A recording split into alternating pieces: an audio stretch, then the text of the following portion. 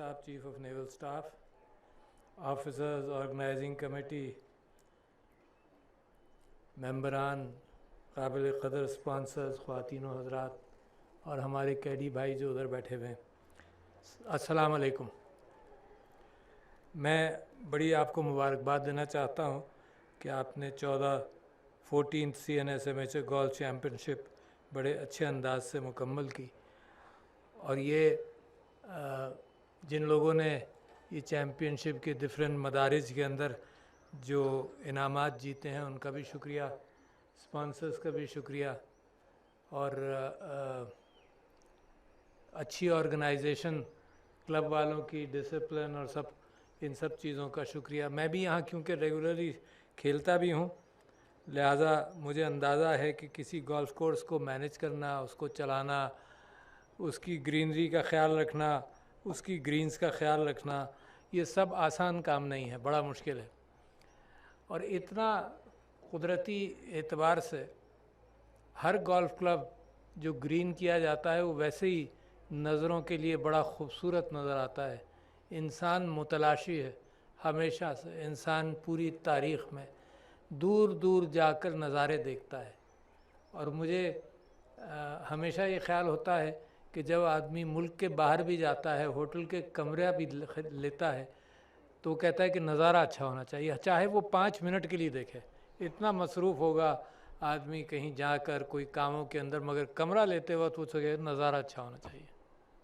تو یہ تو اس سے اچھا نظارہ تو میں نے زیادہ گولف دوسری جگہوں پر نہیں کھیلی ہے، پاکستان کے باہر بھی نہیں کھیلی ہے، مگر اتنا خوبصورت نظارہ شاید پاکستان میں کسی اور گولف کلب میں نہیں ہے۔ تو ایک روح پرواہ کیفیت ہے۔ جو لوگ گولف کے عادی ہو جاتے ہیں، میں آج چیف آف نیول سٹاف سے ذکر کر رہا تھا کہ کراچی کے اندر میں کراچی گولف کلب جو نیوی کی انتظامیہ کے اندر ہے، تو اس کا ممبر بنا تھا جب وہ گرین نہیں تھا۔ اس میں چاکلیٹ ہوتے تھے، وہ ڈیزل کے ساتھ مٹی ملا کر وہ چاکلیٹ بنائی جاتی تھی، اور وہ سارا گھاس کا ایک پتا بھی نہیں ہوتا تھا، صرف کیکٹائی ہوتے تھے وہاں پر۔ تو جب کراچی گولف کلب ممبرز کی تلاش میں تھا تاکہ وہ معاملات کو سیدھا کرے، تو میں ممبر بن گیا۔ مگر یہ کہ ممبر بننے کے بعد 15 سال شاید تقریباً میں کھیلا ہی نہیں، بس ممبر بن گیا۔ کلب کے ممبر بننے کے بھی لوگ شوقین ہوتے ہیں، ممبر بن گیا، کبھی کھیلے نہیں۔ مگر ایک دوست آ کر مسلسل کہتا رہا کہ چلو کھیلیں چلو کھیلیں، تو میں نے کلبز بھی خرید لیے تھے شوق میں۔ اچھا، یہ چیزیں تو آدمی یہ خرچے بڑے کر لیتا ہے نا، ٹینس کھیلے گا نہیں مگر ٹینس کے بڑے اچھے اچھے کلبز خرید لے گا۔ میں اسکواش کھیلتا تھا، بہترین کلبز خرید لیتا تھا اس کے بھی۔ پھر تھوڑی بہت ڈیپ سی فشنگ کرتا تھا، تو میرا جو سارا وہ پیرافرنیلیا تھا وہ بڑا مہنگا، جتنی مچھلی نہیں پکڑی جتنے پیسے میں نے ان چیز ڈیپ سی فشنگ کے لیے سب چیزوں کے اوپر خرچ کیے۔ تو لہٰذا وہ میرے دوست مسلسل مجھے کہتے رہے، اور میں پھر ان کے ساتھ 1-2 ہفتے کوچنگ یا 3 ہفتے کوچنگ کے لیے روزانہ گیا۔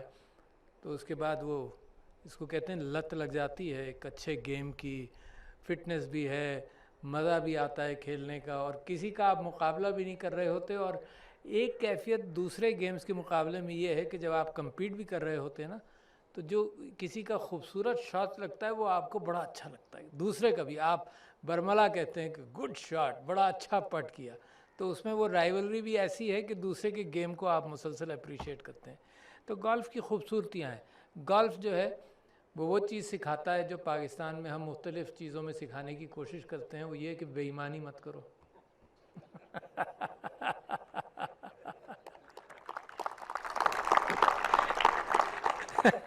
Say true to your score, and let me tell you, it's a very difficult task to say true to تو جناب علی، میں امید کرتا ہوں کہ پاکستان کے اندر مبارکباد دینا چاہتا ہوں اور چیزوں کی بھی، مرگلہ گولف کورس کو اس معنی کر کے کہ پیڑ لگاتے رہتے ہیں، مسلسل کوشش کرتے رہتے ہیں۔ جس کیفیت میں یہ جگہ ہوگی اس کیفیت کے اندر آپ نے بڑا نکھار ڈالا، تو انوائرمنٹ کے ساتھ آپ کا بڑا حصہ ہے۔ اور جب میں اپنے گرینڈ چلڈرن کے ساتھ بھی یہاں ان کو واکنگ کے لیے لاتا ہوں، کچھ کو میں سکھانے کی کوشش کر رہا ہوں، تو they get very excited. Even the young ones, جب بندر نظر آتے ہیں ان کو اور دوسرے جانور نظر آتے ہیں تو دے گیٹ ویری ایکسائٹیڈ. تو یہ بالکل نیچر کے پاس ہے, نیچر کے قریب ہے, اور میری خواہش یہ ہے کہ اسی طرح سے یہ پھولتا پھلتا رہے, اور یہ گیم بھی پاکستان کے اندر پاپولر ہو. یہ گیم بھی پاکستان کے اندر پاپولر ہو. ایکسپینسو گیم ہے, مگر یہ کہ پاکستان کے اندر کھیل جو ہیں وہ آپ دیکھتے ہیں کہ کس طرح سے ہمارے ساتھ سلوک کیا جاتا ہے. پچھلے دنوں کرکٹ میں وہ کیفیت پیدا ہوئی, اور یہ ایک تو ہمارے کرکٹرز نے مثال کے طور پر اتنا مقابلہ کیا, اتنا تعصب کا دور دیکھا ہے, جو ہم بیٹھے کوڑتے رہتے تھے کہ کیا ہوا. شاید آپ نے سنا بھی نہیں ہوگا کہ ایک امپائر کی کچھ فارن پلیئرز نے پٹائی کی. پشاور کا انسیڈنٹ ہے بہت پرانا. پھر مائک گیٹنگ انسیڈنٹ تو آپ میں سے بہت سارے لوگوں نے دیکھا ہوگا. پھر یہ کیفیت کہ جناب Pakistan bending over back words حالات کو بہتر کرنے کے لیے, پاکستان انگلینڈ گیا کووڈ کے دوران, جب کوئی نہیں جا رہا تھا کووڈ گیا. مگر یہ کہ جب انہوں نے ریجیکٹ کیا تو میں لوگوں کو تسلی دے رہا تھا. تو جو پرائم منسٹر صاحب ہیں انہوں نے بڑی صحیح بات کی اپنے کرکٹرز کو کہ تم فیلڈ پر perform well and try and handle it on the field. سب سے اچھا ریٹرن یہی ہوتا ہے. I remember and I exchange that with the prime minister today also کہ باب ولس نے کوئی کمنٹ کیا ویوین رچرڈس کے اوپر,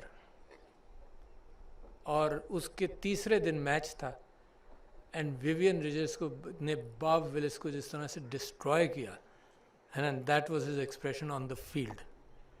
تو ہم یہ سمجھتے ہیں کہ یہ ساری چیزیں یوں غائب ہو جائیں گی, یہ سارے تعصبات, یعنی جس سے ہم گزرے ہوئے ہیں. آج ہی میں ایک سرٹیفکیٹ دیکھ رہا تھا جس میں کرسی کے لیے سرٹیفکیٹ دیا جاتا تھا. یہاں پر 1880 کے سرٹیفکیٹس ہیں کہ اگر کوئی برٹش آفیسر کسی جگہ پر کسی فنکشن میں آئیں گے تو جن کے پاس کرسی کے سرٹیفکیٹ ہوں گے وہی کرسی پر بیٹھیں گے, باقی سب لوگ نہیں بیٹھیں گے.